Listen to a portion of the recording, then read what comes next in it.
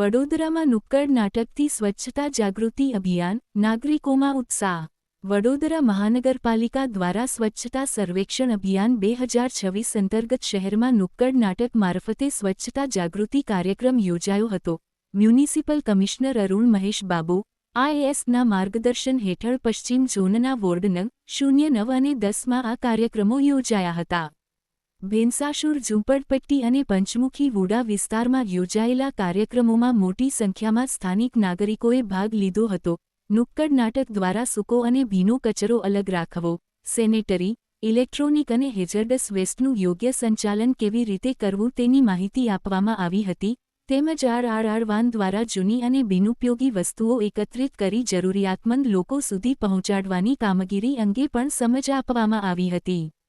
કાર્યક્રમમાં રહેવાસીઓએ ઉત્સાહપૂર્વક ભાગ લઈને સ્વચ્છતા અને પર્યાવરણ સંરક્ષણ પ્રત્યે સકારાત્મક પ્રતિસાદ આપ્યો હતો.